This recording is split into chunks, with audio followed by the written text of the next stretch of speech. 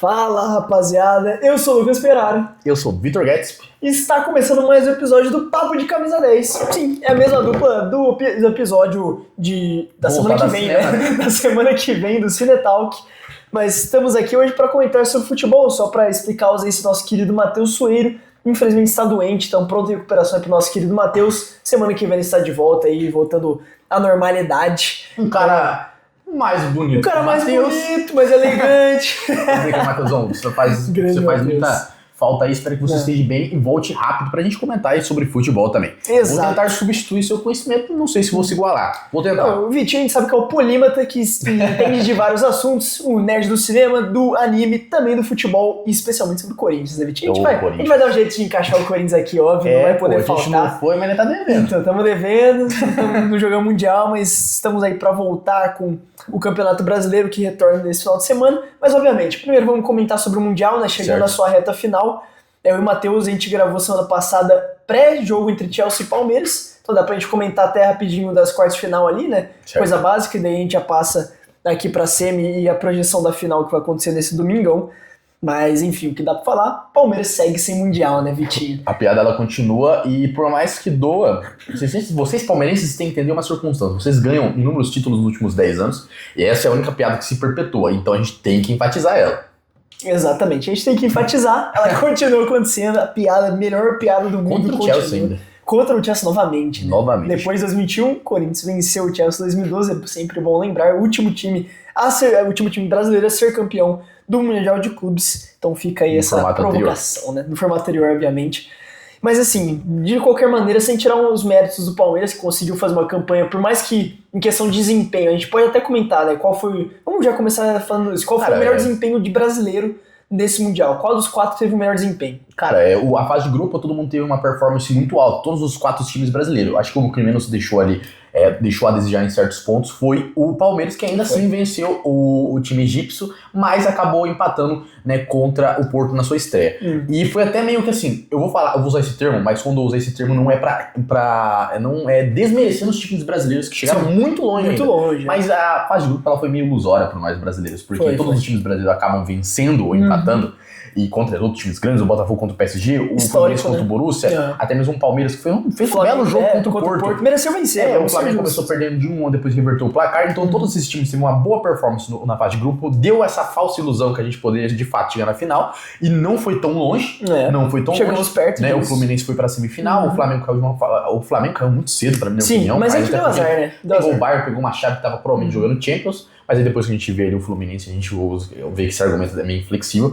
Sim. Mas a gente teve essa fase de grupo que foi ilusória, todos os times jogaram muito bem, mas se pudesse posicionar um time que jogou, na minha medida, um pouco comparado com os demais, poderia ter jogado mais, acho que foi o Palmeiras. Sim. Não pelo seu primeiro jogo, porque o Palmeiras faz um belo jogo contra o Porto. Mas aí eu tô falando que na fase de grupo ele passa perrengue contra o Inter de Miami. Cara. Vamos combinar, por mais que o Inter de Miami, tem estrelas, óbvio, o time aqui surpreendeu, né? A gente não tava com expectativa tão alta, aí é óbvio. Messi, Suárez, Busquets, são individualidades que fazem muita diferença em um jogo, isso é lógico. Mas assim, é uma equipe muito fraca, a gente fica brincando aqui que é colônia de férias do Messi, colônia de férias do Barcelona, porque realmente é um time, assim, taticamente você vê e tecnicamente com os outros jogadores, né? Você tirando essas lendas aí do Barcelona, é um time muito frágil, que não tem uma boa zaga, um meio campo muito pouco estruturado. Então, assim, o que era de se esperar é que o Palmeiras, sim, vencesse aquele jogo pela superioridade técnica e tática que o Palmeiras consegue ter, e sofreu muito. Ele só empatou com o Paulinho ali, sem colocar pelo Abel. E eu posso dizer assim, fica meio na dúvida, eu não vou falar, fica meio na dúvida que agora que eu lembrei, peço desculpa, eu acho que pode se igualizar ali com podemos dizer assim, talvez o Botafogo. Porque o Botafogo ele faz uma vitória um pouco questionável, mas ainda assim uma vitória contra o atual campeão da Europa. Eu nem acho questionável, eu acho que foi bem merecido no estilo de jogo que eles fizeram ali. Mérito do Anderson Barbosa? Nossa, muito mérito do John. John, absurdo. Então, a zaga inteira ali do Botafogo fez a galera que eu ia usar o argumento de trancado, mas a zaga... Não, assim, e foi trancado. Eu acho que foi sim trancado, mas é o único estilo de jogo que você consegue fazer contra o PSG, a gente viu aí, depois de eu comentar o jogo contra o Real Madrid. Claro com o Igor Jesus. Exato. Entendeu? E o Igor Jesus Jesus jogando demais, Então, carregando o ataque. Então não vou falar que foi a pior performance, até porque o Atlético depois perde os posteriores jogos, contra o Atlético também, perde. Mas eu acredito que o Palmeiras tenha o melhor desempenho dos brasileiros. O Fluminense é o que mais me impressionou. Sim, o Fluminense chegou como patinho feio, né? Como o Renato Gaúcho gosta de brincar, falou bastante. Belíssimo argumento. Belíssimo argumento, Renato Gaúcho, por mais que a gente questione, cara, ele tem muito carisma, né? Não tem o que falar do Renato. E fez um trabalho excelente, chegou ali como o brasileiro menos favorito, né? O menos... com menos pompa, vamos dizer assim, e surpreendeu, conseguiu bater uma semifinal. Óbvio que no caminho, talvez tenha tido o caminho mais fácil, né? Talvez não, acho que dá pra afirmar. Cara, o pior é que eu teve o caminho mais fácil, questão de grupo. Eu não vou falar que foi um caminho totalmente difícil, mas eu vou falar pra você que foi um caminho árduo. Porque. Do Fluminense? Porque. Do Fluminense, tô falando. Não, sim, eu acho que no mata-mata. O Al-Hilal não era um adversário fácil pro Fluminense. Excelente. Era um Al-Hilal que tinha batalhado, pra mim, o melhor jogo do Champions, não, o melhor jogo do Mundial até agora, que foi Al-Hilal e Manchester City. Então, foi o melhor jogo. Não acredito que foi um caminho fácil, não. Não, sim, eu acho que na fase de grupos. Assim, eu acho que o brasileiro que teve o caminho mais fácil foi o Palmeiras. Certo, com certeza. Porque o grupo do Palmeiras eu acho que até mesmo nível do Fluminense, vamos colocar, porque o Fluminense, tirando o Dortmund, são dois times muito fracos. O Fluminense tem o Borussia ainda. Tem o Borussia, que foi um adversário muito mais difícil. O Borussia daria aquele Palmeiras. Com certeza, ganhava, eu acho. Inclusive ganhava pelo que o Palmeiras apresentou. Vai usar aquele argumento que a gente tá sendo clubista, mas a gente tá lidando com os fatos. Não, com os fatos. Se fosse o meu Corinthians jogando a mesma performance, eu falaria. Inclusive, eu acho que, pra enfatizar vocês palmeirenses, eu até acho que o Abel faz um belíssimo jogo contra o Botafogo. O Botafogo não jogou. Não, o Botafogo jogou pra empate. O Palmeiras dominou completamente o Botafogo. Você não entra com um time querendo jogar pra empate. Exato. Você não entra. Tem algumas lições questionáveis do Abel. Não, você pode jogar mais retrancado, um pouco mais defensivo, mas daquele jeito que foi, não sei. Cara, que vergonhoso. Que ridículo. Pra mim, sabe, você tira todos os jogadores do Botafogo em campo, você deixa o João. Que pra mim era só o único jogador que estava jogando. E o Barbosa também, o Barbosa jogou bem também. Eu ia falar disso agora, o Barbosa teve algumas belas oportunidades ali que ele tirou a bola, que poderia realmente fazer o gol. Mas o João brilhou, ele até leva o gol ali do Paulinho novamente, ele bate na cabeça, porque ele não entende muito bem como fez uma bela performance e o time tá sendo eliminado. Né? E aí o Botafogo deixa, pra ser bem sincero, ele deixa pra jogar os 15 minutos de jogo. Que é o da Crespa. Ele falou, vamos um gol, vamos tentar recuperar. Aí eles vão se aproximando mais da área, tem aquele lance polêmico do Everton.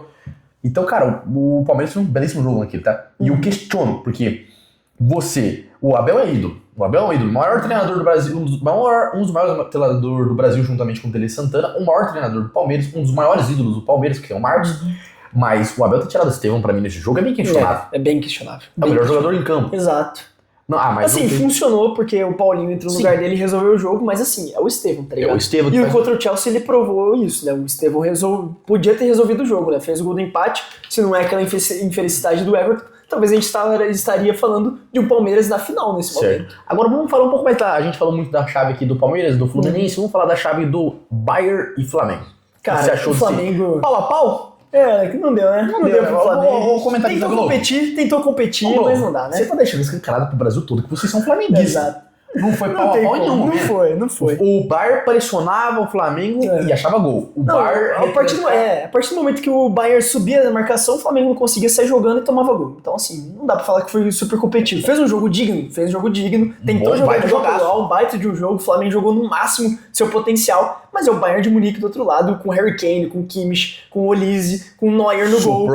Super ofensivo, mega de time, mostrou que perdeu pro PSG no detalhe, já na reta final de jogo. Foi um baita de um jogo entre Bayern e PSG também. Então, assim, não dá pra menosprezar o jogo que o Flamengo fez, mas ainda assim, não dá pra falar que foi um jogo competitivo. Não foi. O único argumento que eu acho que vocês, comentaristas da Globo, usaram pra mim é enfatizado, quer dizer, é correto no caso, foi o argumento que os gols que o Flamengo sofreu foram erros acarretados pelos próprios jogadores. Isso eu concordo. O primeiro gol, um erro de marcação. O segundo gol, a entrega do Arrascaeta, que também é meio complexo, porque o Arrascaeta tá sendo marcado por números pessoas. O terceiro, né, acho que teve entrega também de outros jogadores, que se o nome agora. Então eu entendo, isso daí é um fato, mas pau não. A hora que o Flamengo fazia gol e fez só 2, que um foi um mérito gigantesco do Gerson, até agora a bola tá... Aquela bola vai na minha parede, cai na minha parede. Gerson que saiu. E o segundo foi um pênalti. Então, só conseguia ter chances pra gol quando o Bayern ele dava uma afastada, parava de ser ofensivo. Quando via que o Bayern deu uma segurada, o Flamengo conseguiu jogar. Teve aquela defesaça do Neuer também, né? Que poderia ter sido o gol ali do 2x1. Não só isso. O gol do Gerson até. Cara, duas defesas, tá? Essa do Neuer e do Courtois. Nossa, o Courtois, cara. Aquela do Paulo. A gente já chega aí sobre esse jogo entre PSG e Real, que também merece um destaque, né? E a gente teve PSG e o Miami. E aí, voltando para o Palmeiras de novo, a gente só entende como o Palmeiras passou um perrengue gigantesco contra o Miami, a gente tá justificando isso porque o PSG pega o Miami, amassou completamente. Não, fez o 4x0, 3x0 no primeiro tempo, fez mais um golzinho no segundo, mas assim, jogando fácil, como se não fosse nada. Jogo tranquilaço. E a gente tem que falar, a gente é corintiano e se o Corinthians tivesse da mesma situação, a gente ia tacar o pau no Corinthians, porque a Leila investiu 500 milhões. É muito dinheiro. É muito dinheiro no reforço. E o Paulinho vai passar por uma cirurgia, o Estevão tava sendo vendido, o Rafael Veiga não entrou. Então tem muitas quesitos. O Everton falhando.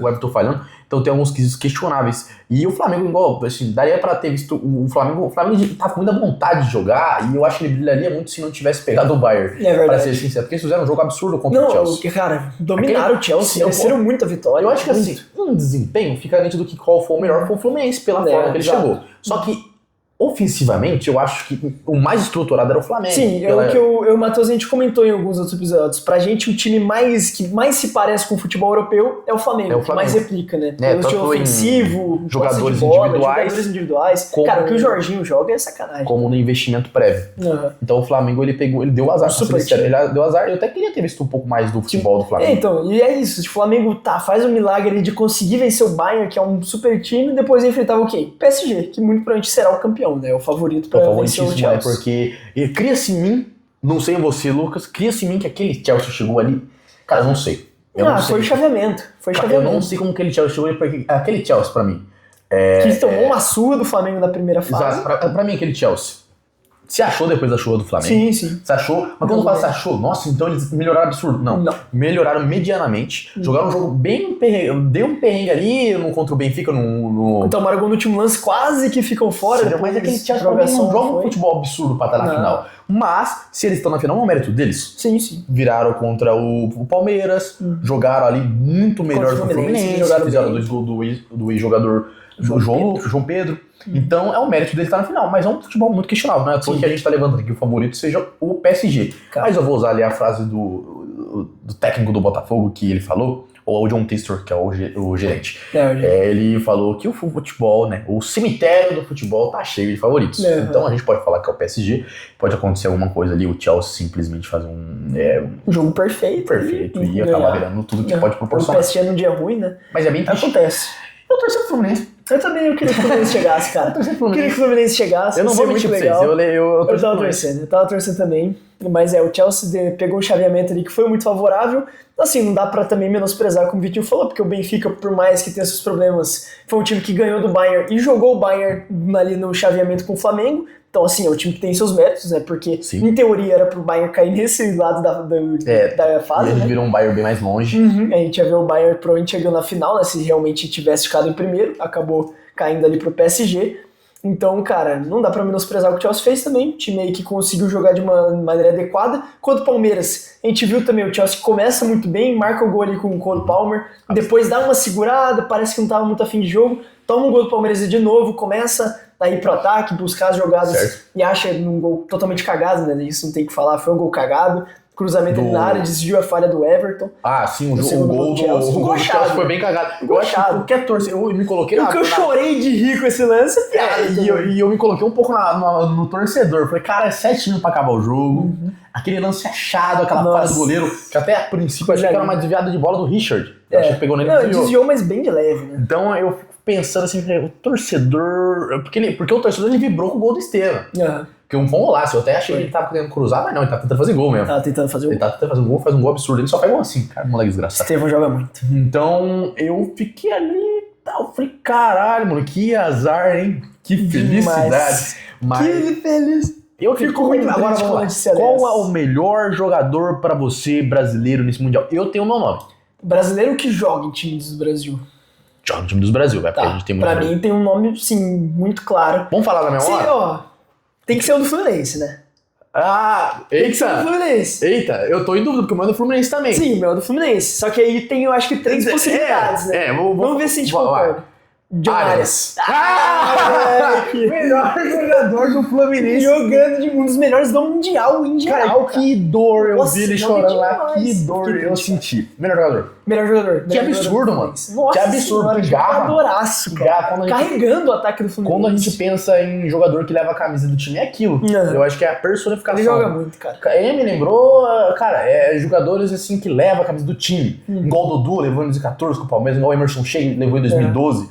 Igual o Cássio. O Cássio, o próprio Cássio. É o cara que olha pra camisa e fala: eu vou defender, além desse escudo, a instituição. Sim. De um árbitro, tá de parabéns. Nossa, ele jogou demais, cara. Eu acho que ele entra no top 3 ali dos jogadores do Mundial, em geral. Jogou demais, cara. Jogou demais. Nossa, ele conseguia fazer, ele tinha uma criatividade, ele pausava a bola no momento certo e ele complementando juntamente com o Hércules, que achava algumas bolas ali. Mas é fácil falar que o Hércules achava a bola, mas e aí? Qualquer jogador poderia ter achado aquele lance, ele faria o gol, igual ele fez? Não. Um grande mérito do Fábio, que tem 44 anos. Fábio é bizarro, cara. Um senhor de 40, um moleque de 44 adorava quando o narrador olhava, então. Esse que é o Fábio, tem 44 anos, tá no INSS, tá aposentando. Cara, a gente já entendeu que o Fábio tá velho. O narrador não. Não, toda hora tem que repetir, né? Fábio, 44 anos, velho. É o grande tema do etarismo, né, cara? Pô, deixa o cara, mano. Ele tá jogando pra caralho, deixa ele seguir, mano. Não tem problema, pô. Não precisa forçar toda hora que tem 44. Mas é óbvio que mostra longevidade. Um jogador espetacular, que pra mim foi um dos grandes destaques, assim como o Thiago Silva também, que tem que ser falado. Um monstro de zagueiro, fez um Mundial excelente, grande líder, apesar da derrota pro Chelsea, ele jogou muita bola, uma barbaridade. O time inteiro do Fluminense, a zaga ali, foi sensacional. Acho que uma das posições mais difíceis, cara, quando eu descobri que o Beckenbauer não levou nenhuma falta de cartão, eu fiquei absurdo, cara, como um zagueiro não leva a falta. Então, cara, Beckenbauer, nossa, melhor zagueiro, volante. Então, e o Cucurella? Esse ódio por ele aí, então, passado no vilão. Pô, eu não consigo ter. Assim, eu tenho, não uma raiva, mas eu fico tipo assim, cara chato, né? Ele fica um pouco de raiva porque cara chato, mas ele é muito bom na posição dele. Muito bom na posição, um dos melhores laterais do momento, né? Ele é muito bom na posição dele, ele consegue desarmar de uma forma muito eficaz ali o Chelsea contra o Palmeiras.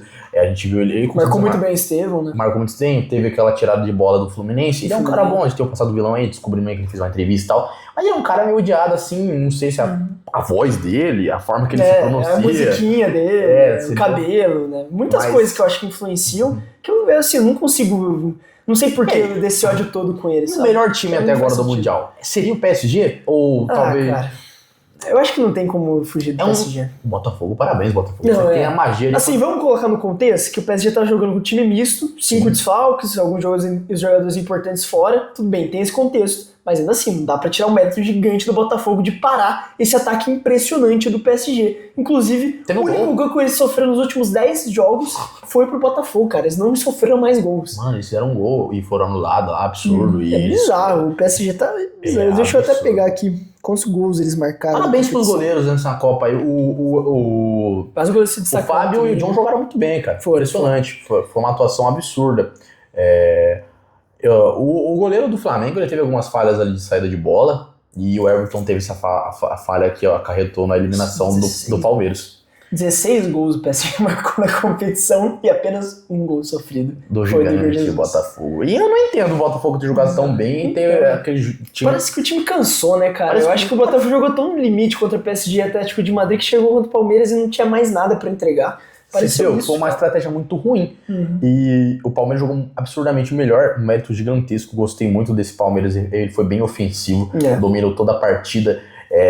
Com muitos méritos. O Richard teve uma hora que ele jogou demais, teve uma hora que ele chutou ali pro gol e pareceu que ia fazer o gol, mas acabou que foi pra fora. Então o John Arias é o melhor jogador pra gente dos brasileiros, tá? Não, com certeza. E a final ali, vamos tentar... Vamos falar só sobre esse PSG Real Madrid, que foi um amasso absurdo. Cara, tava quase me esquecendo, ainda bem que você lembrou. É porque eu torço pro Madrid e eu queria esquecer. Eu não tenho muita... Eu não consigo torcer pro time europeu, mas admito que eu gosto. Quando um time do calibre ofensivo do PSG acaba metendo 4x0 em outro time, meteu um 4x0 num time igual o Borussia, já é impressionante. Sim. Atlético de Madrid, impressionante. Os caras fizeram 5x0 no final da Champions, né? Inter de Milão. Impressionante. O Inter dá uma destabilizada geral. O Inter perde tudo esse ano. Total. Depois da derrota pro PSG, virou outra equipe. Tanto é que nesse Mundial foi um time ridículo. Né? Classificou ali muito no... Realmente no limite medíocre. Você pegar o campeão da Champions, que tem um elenco, você olha pro banco do Real Madrid, você olha pros jogadores que estão ali, cara, você fala, é o Galáctico os dois. Cara, você tá Bellingham, Vinícius Júnior, Rodrigo, Endrick, Courtois, Mbappé, Militão, Rudiger. Aí quem saiu? saiu o Toni Kroos, só saiu o Modric. Olha o nível dos caras ali, absurdo. Um investimento absurdo. Então, é algo impressionante ser 4x0 fora o Bayern. Do jeito que foi, né? Porque eles seguraram ainda no segundo tempo. Poderia ter sido mais se o PSG quisesse. O Courtois brilhou também. No comecinho do jogo fez 2 milagres, cara. O Courtois brilhou, cara. Era pra ter sido mais, se não fosse um goleiro do calibre do Courtois.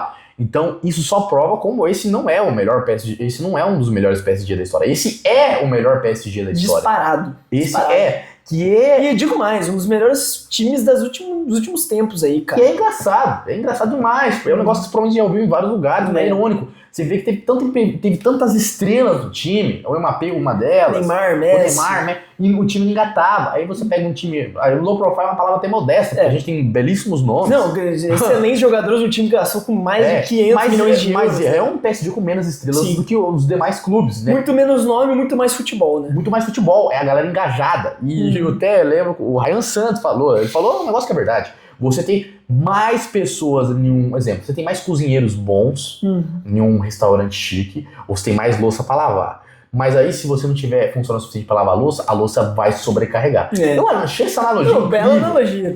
Eu achei essa analogia porque você tem muitos atacantes de peso, a zaga vai se fragmentar. A zaga fragmentando, você tem uma brecha na sua defesa. Sim. E aqui a gente tem um entrosamento muito grande da equipe, né? Muito bonito. Total. E, cara, eu acho que essa metáfora e essa analogia vale porque é o Real Madrid, que foi o Real Madrid pra essa partida, porque o Real Madrid joga ali com 3 atacantes, sendo 2 deles Mbappé e Vinícius Júnior, que não ajudam na recuperação da bola, eles pressionam muito pouco o adversário. O PSG teve uma liberdade enorme pra sair jogando. O Vitinha, que é o principal jogador, aquele cara que é o motorzinho, que faz o time jogar, teve liberdade pra fazer o que quisesse no meio campo, e o Real Madrid foi isso. Colocou todo o ataque ali, colocou seus meias, o Bellingham, Arda Güler, meias ali de armação, e simplesmente deixou a defesa totalmente desguarnecida, e o PSG fez o que quis com a defesa do Real Madrid. Então eu achei uma tática muito estranha, assim, que o Xabi Alonso colocou, que ele colocou ali, foi no 4-1-2-2-1, tá ligado? Foi uma tática muito esquisita, que não fez sentido na minha visão, com apenas um volante de marcação, o Valverde improvisado no lateral direito, porque ele não pôde contar com o Arnold, e o Carvajal ainda tá voltando de lesão, não consegue ser titular, então ele optou por colocar o Valverde, mas ele deixou o meio totalmente desguarnecido, sem proteção, apenas o Tchouaméni lá correndo atrás dos volantes do PSG que correm o campo inteiro, e o Real Madrid completamente perdido, sem saber o que fazer. O PSG amassou completamente, foi uma das maiores surras que eu vi no futebol, cara, foi impressionante. Impressionante, um time que tinha feito essa performance absurda contra o Borussia e perder da forma que perdeu pro PSG. O Real que vinha evoluindo, né, nos últimos jogos. É algo bem questionável, e aí só aumenta ainda mais o fato de a gente deixar como favorito o PSG, mas no mundo do futebol pode tudo acontecer. Dito isso, eu quero que seja um jogaço. Até agora o melhor jogo pra você. Cara, por enquanto, melhor jogo, ainda fico com o Manchester City ao Hilal. Jogaço absurdo. Teve emoção, teve aí realmente uma partida jogada. Os dois times tentando toda hora. Todo gol. Toda hora, dava 10 minutos, gol. E destaque também para Al Ahly Porto, que foi 4x4, jogo insano também. Um jogo low profile, mas eu não vi, porque eu tava vendo o Inter Miami. Melhores momentos. Exato. Melhores momentos. Isso. Cara, mas também destaque pro PSG e Bayern, apesar de ter sido um placar tão elástico e nem com tantos gols, não, 2x0, mas foi um baita incidente com o Musiala, né? A gente deseja pronta recuperação pra ele, mas foi um excelente jogo também, PSG e Bayern, acho que vale esse destaque também. Cara, e só provou que o Mundial de Clubes é realmente uma grandíssima competição que vai se perpetuar aí, que é uma coisa bem equivocada no início, né? Precisa pelo calendário, mas parece que a FIFA conseguiu comprar todo mundo com esses valores absurdos. É muito dinheiro sendo pago, né, cara? Então não tem o que fazer, os presidentes são movidos por dinheiro e aí, né? A FIFA conseguiu sobressair. Cara, os times que saíram na 8ª já ganharam absurdo. Então. Mas, Vitor, me fala aí, o que você acha que o Chelsea pode fazer pra vencer o PSG? Cara, o que o Chelsea pode fazer pra vencer o PSG? O PSG, primeiramente, não é um time muito ofensivo. Então eu iria de uma base mais retrancada, assim, entendeu? Eu iria com uma parte mais defensiva do que propriamente ofensiva. E tentar enxergar alguma vulnerabilidade ali no ataque. Então eu teria que estudar muito. Se eu fosse o técnico, eu ia ter que ver eu veria todos os jogos do PSG pra tentar achar alguma vulnerabilidade naquele ataque, que é difícil. É difícil. É uma questão muito circunstancial. Nossa, é muita movimentação, muita troca de passe. E tentar fazer, pode parecer meio superficial essa formação, mas tentar fazer o primeiro gol, porque o primeiro gol ele vai gerar aquela quebra. Se você leva, você fica muito bacana psicologicamente, tem que buscar um empate. Se você faz, aumenta a autoestima pra ampliar. Então o primeiro gol ele é muito importante. Cara, o que assim, o que o Chelsea pode tentar fazer é apostar em lançamentos longos, porque o PSG, como você disse, joga numa linha muito ofensiva, eles pressionam o tempo inteiro jogando em cima, com os atacantes correndo em cima, que ele lá correndo o campo inteiro, que nem um maluco, os dois laterais apoiando, então é muito difícil. O que pode apostar? O Chelsea tem, por exemplo, o Pedro Neto, que é um ponta bem rápido, de velocidade. O que você pode fazer é buscar lançamentos longos para ele ir no contra um. Às vezes, ele é um dos artilheiros do campeonato, tem 3 gols marcados. Então ele indo ali para um contra um, ele pode levar vantagem um lance, gerar uma situação de perigo de gol, até um gol mesmo. E eu acho que é uma das melhores alternativas. E a outra é o que você disse. Resguardecer bem ali a zaga, montar um tripé forte de volantes, eu coloquei até 3 volantes ali para conseguir bater de frente com esse meio campo do PSG, porque o meio campo do PSG é onde se você conseguir tirar o Vitinha do jogo, muito provavelmente o PSG, não que você vai ganhar o jogo, mas o PSG vai ficar muito enfraquecido. Então, cara, tem que ter um jogador específico para marcar o Vitinha. Eu colocaria Moisés Caicedo, volante equatoriano, que tem muita pegada na marcação, e se ele recuperar uma bola, a bola cair no pé dele, ele tem muita qualidade para sair jogando também, então ele pode gerar situações de perigo. Eu deixaria ele focado ali, cara, acompanha o Vitinha o campo inteiro, onde ele for você tem que estar atrás, porque ele é a peça-chave desse PSG, essa máquina do PSG funcionar. Então, na minha opinião, seria importante fazer isso e apostar nesses contra-ataques o mais rápido possível, porque aí, como a gente falou também, os laterais são muito rápidos do PSG, então eles se recompõem muito rápido e conseguem atacar com muita velocidade. Então, é um time assim, com um mecanismo realmente quase perfeito, mas são algumas coisas aí que o Chelsea pode fazer. Se vocês usarem a estratégia que ele tá falando agora e vencer o jogo, mérito dele. Fui eu que falei. Dito isso, 4-0 PSG. Dito isso, o PSG vai vencer, rapaziada. É muito difícil mesmo competir com essa equipe no momento. O jogo que eles entraram ali mais desligados, que foi contra o Botafogo. O Botafogo fazendo uma tática justamente retrancada, sabendo marcar muito bem os jogadores, sabendo o que o time tinha que fazer e aproveitando os contra-ataques de maneira muito eficiente. O Botafogo achou um golzinho ali, retrancou, fez tudo que era possível, o John fechando o gol, venceu a partida. Resumindo, foi uma vitória circunstancial, mas acima de tudo uma vitória histórica. Histórica, exato. Não tem como tirar o mérito. Por mais que você pode falar, não foi um jogo bonito de ver. Vamos falar, é a final de Mundial num formato tradicional, o anterior, o Botafogo era campeão. Era campeão, exato. Se fosse o Botafogo do ano passado, por exemplo, né, poderia ter sido campeão. Sim. Então, sim. É isso, essa loucura. Mas, então, só para complementar, né, sobre o Mundial falamos, semana que vem eu e o Matheus voltamos aí para falar sobre o geralzão mundial, né? A gente fala qual foi o melhor jogador, na nossa opinião, comenta sobre esse PSG e Chelsea, mas agora de volta também o Campeonato Brasileiro, né? Voltando esse final de semana, então só para trazer aqui pra galera, o G6, né, como que está, só porque muita gente já esqueceu, né, como que estava o brasileiro. O já Inter ficou tanto tempo sem, velho. Internacional, 17º, rapaziada. E o Santos patadaço fora, né? ali, Por incrível que pareça, o Santos conseguiu sair da zona, mas com o mesmo número de pontos no Internacional. Então, só para lembrar a galera aqui, Flamengo em primeiro, com 24 pontos, empatado com o Cruzeiro, mas tem um saldo de gols melhor, né, o Flamengo. Terceiro lugar, o Bragantino. Quarto, Palmeiras. Quinto, Bahia. Sexto, Fluminense. Esse G6, aí, Corinthians em 10º, né? 16 pontos aí, 5 da zona de rebaixamento e 4 do G6, então Corinthians aí tentando se recuperar, né? Tá no começo ainda. Agora vai pra 13ª rodada, então tem muito tempo ainda. Tem muito tempo ainda, mas... muita competição pela frente. Lembrando que ano passado o Fluminense estava sendo rebaixado, se não fosse o Atlético Paranaense. Então, Atlético Mineiro também, tava todo mundo ali engatado. Quase foi caído. Então o Brasileirão é um campeonato bem difícil. É um dos mais competitivos do mundo. Vamos ficar atento. O Brasileirão, o Palmeiras fez uma campanha absurda. Perdeu 2 vezes, foi suficiente pra tirar ele do G6, não, mas tirar ele da liderança. Da liderança, exato. E o Cruzeiro ganhou do Flamengo e do Palmeiras. Cara, tá tudo embolado ali, né? Então, o Flamengo tem 24, o Fluminense que é o sexto tem 20, muito próximo. Então, realmente, o Brasileirão é muito concorrido, vamos abrir os olhos. Vamos abrir os olhos, porque é muito difícil, assim como o Corinthians, que tá em 10º, tá mais perto nesse momento do G4 do G6 do que na zona de abaixamento, mas de uma rodada isso tudo pode mudar e o Corinthians ficar 15º do nada. Exatamente, então, muito imprevisível. Tem que tomar cuidado, porque o Brasileirão tem dessas, é muito previsível. Alguns jogos de destaque aí, né? O Santos e Palmeiras era para acontecer, só que por conta dessa viagem do Palmeiras pro Mundial, né? Toda essa circunstância aí, o jogo foi adiado, ainda não tem data exata para acontecer. O jogo do Fluminense também foi adiado. O do Flamengo e Botafogo, como eles foram eliminados antes, já vai acontecer. Deixa eu pegar, inclusive, contra quem eles jogam. Caramba. Vou pegar aqui rapidinho. O Corinthians joga contra o Bragantino, né? Duelo importante. O Bragantino ali na 3ª colocação. Jogo interessante pra gente acompanhar. Esse mês é um mês perigoso. É um mês perigoso. São Paulo, Palmeiras e Botafogo. Esse mês vai ser difícil. Cara, esse mês é um aqui, ó, já tem jogaço, tá? Amanhã, sabadão, o episódio vai estar sendo lançado no sábado, então hoje, às 4h30 da tarde, Flamengo e São Paulo, já pra voltar com tudo Brasileirão. Claro. Tem Vasco e Botafogo também, clássico. Que Deus, de janeiro. Vasco. Nossa senhora, velho. Tem um Cruzeiro e Grêmio interessante, clássico Fortaleza e Ceará também, tem alguns dos jogos aí já desse retorno do Brasileirão que promete voltar com tudo, todo mundo empolgado aí depois do Mundial de Clubes.